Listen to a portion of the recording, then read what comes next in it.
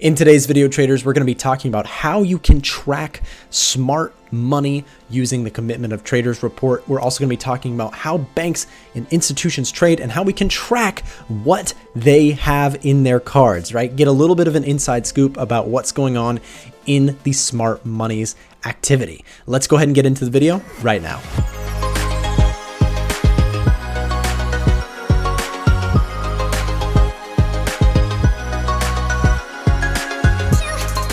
Welcome back, traders, and if this is your first time here, my name is Nick, also known as Trader Nick. I make all sorts of trading educational content. We cover kind of Forex data and all sorts of market events here on the channel. So if you are new here, please consider subscribing and hanging out with us in the future. Today, I've got a tool for you that is really, really cool. This tool was built by my team, my programming team, as well as a little bit of input from me on taking a look at some of the Commitment of Traders report data and building out some analysis, some charts that we can use in our trading. Now, this is a tool that is not quite ready for the public. It's a tool that we are currently working on and eventually will be available to the public. But for now, I just wanted to give you a little bit of an inside scoop. What this is going to let us do is take a look at the Commitment of Traders report in an organized, kind of cleaned out way. Now, if you go try and find the Commitment of Traders report, there's not very good kind of technical charts or kind of pretty charts out there for you to look at. So we are building some really cool tools here. But for the time being, I want to show you some of the power, some of the amazing abilities of the Commitment of Traders report, because it really is a very, very cool tool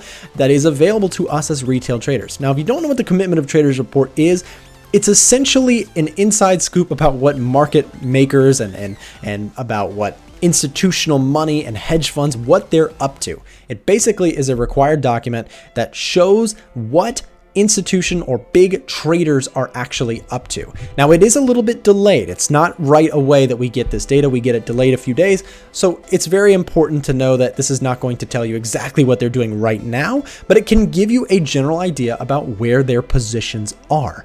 Now, what I'm going to do today is I'm going to show you why we've had certain biases on the New Zealand dollar as well as the Australian dollar in the last several weeks. We've had biases based on what we see here with our proprietary tools in the software development team behind the Trader Nick stuff, right? So we've got some cool people involved, definitely smarter than me. So really, really cool that we have this tool, and I'm very excited to share some data with you guys. Let's go ahead and jump into this thing. So what you can see here is that along the top, we have the asset managers. This is the institutional money. This is, you know, your mutual funds, pension funds, all the big boys that are involved, big boys and girls, sorry, all the people, big institutional money involved in the trading market. We can see that we've got a pretty good chart plotted here. And what you can see is that we've got long positions and we've got short positions currently open. Now, these are futures contracts, right? So that's going to tell us just generally what's going on with their positions. And you can see over time it's changing, right? We've got January 2017 all the way to currently, the most recent one being September 3rd. And I want to show you guys something cool about some of the stuff that's going on in the Commitment of Traders report and how we had a bias that really helped some of our trading.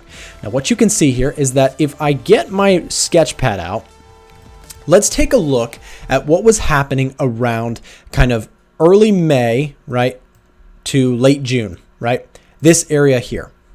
Let's take a look at what was going on. Again, the black line here is going to be our longs, right? And the red line is going to be our shorts, right? And you can see, again, they're changing and they're shifting over time, but I really want to zone in on this area here, okay? Because right around this area, you can see what's happening to the long positions and what's happening to the short positions. You can see that they're decreasing massively, right? A drastic kind of let off of long positions here. And you can see that on the short side, right? They're picking up more short positions. Guys, this is institutional money. This is looking into the pockets of what big money is doing. That's why the Commitment of Traders report is so cool, and that's why I'm extremely excited to share this tool with you guys in the future and to also just kind of talk about what we see here with the Commitment of Traders report. This is giving us inside information about what's going on with the asset managers, right? Huge information here, guys. And so as they're picking up short positions, right, notice that they don't do it all at once. A lot of retail traders are looking to day trade. They're looking to very, very short-term trade, trying to get into the market and get out of the market. That's not how asset managers and big money usually work. They're slower, right? When you're a jet ski, right, you can jump waves really quick in and out of the market. But when you're a Titanic or a yacht or a massive boat like these guys, you can't enter and exit the market really quickly. You've got to be a little bit slower. And that actually gives us an opportunity as retail traders to spot stuff like this, which is exactly what we did when looking at the New Zealand dollar. Now, let's go ahead and pull up a chart really quick. And real quick, if we kind of just also take a look down here, you can see that this is the leverage funds. Our team did us the pleasure of kind of allowing us to have these two charts on the chart at the same time. You can see we have both the asset managers group, which are bigger, and the leverage funds, which are slightly smaller. These are your hedge funds, your money managers, right?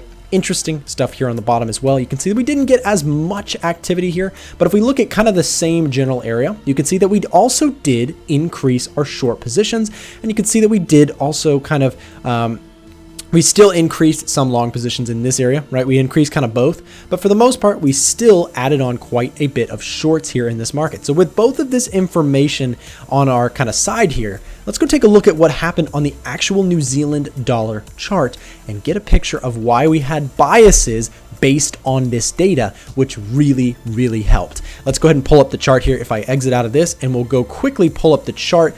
Let's look at that same time period. Remember, we were talking about kind of late May to early July, they were selling this market, right? They were dropping off their long positions and they were picking up short positions, right? So let's kind of draw in some rectangles here. Again, late May to early July.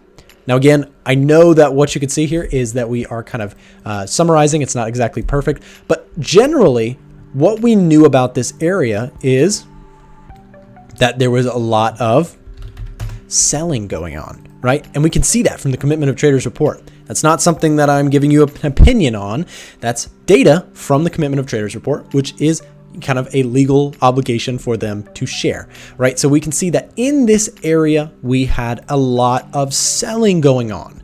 And so what does that tell us, right? So what does that tell us about institutions? Well, if they're working out sells all in this area, again, price is making its way up, right? So into these movements, you could see we had some big sell-offs. We had some loading up, and as price drifted higher, retail was very bullish, right? A lot of people were saying, oh, buy the dip, continue to buy. But because we had the Commitment of Traders report formatted in such a nice way, we had a bias to the short side. We were looking for opportunities to the short side. And not only that, you can see we topped out right around here in mid-July. And look at what followed, guys. It wasn't just a little quick sell-off this time. We had prolonged, extended, powerful selling in this market, right? Very, very bearish sentiment. Now let's go back really quick. Remember, lots of getting rid of long positions and lots of picking up short positions here on the chart. You can see it very clear. Again, Commitment of Trader report. This is not something that a lot of people look at, but it's something that's very, very important, right? It can tell us potentially what's going on. Now, the thing that it doesn't do, right? A lot of people look at the Commitment of Traders report and they don't like it because it doesn't time the market really well.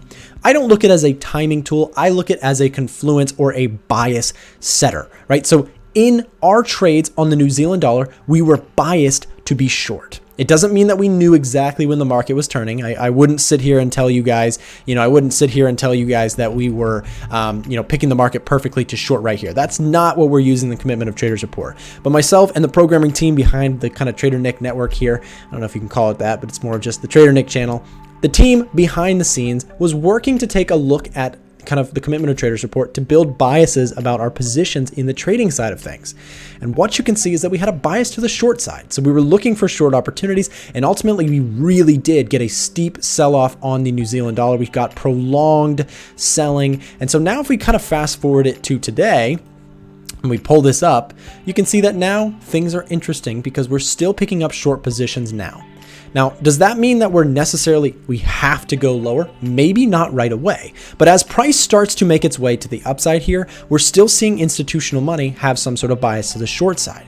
So it doesn't mean that price can't continue to make a rally here, but it's interesting because that gives us still a short bias. So a lot of people in the VIP team, they ask, Nick, why would you be interested in shorting New Zealand dollar or shorting New Zealand or Aussie pairs? It looks like they're very, very bullish. Again, I don't go necessarily just off of what retail is saying. I really like to look at what institutional money is taking a look at. And right now, we can still see there's some interesting selling going on. Now, it doesn't mean that the market can't rally. Again, this is not a perfect timing tool. This is a tool that gives us, or at least gives me in my trading, a bias about which way to potentially look for trades, right? I will be more picky about potential long settings or long trades if the settings here are telling me that there's a good bit of institutional money on the short side, right? They're picking up shorts here. They're changing hands to pick up more short positions and dropping off some of the long positions that they have. Guys, this is just one way that I use this tool, and I'm very excited to share this tool with you in the future. If you'd like to see more videos like this, leave a comment down below and also give a thumbs up to this video. It does really help me out to grow the channel and to get this message out to more people. I hope you have a fantastic day, and we'll catch you next time.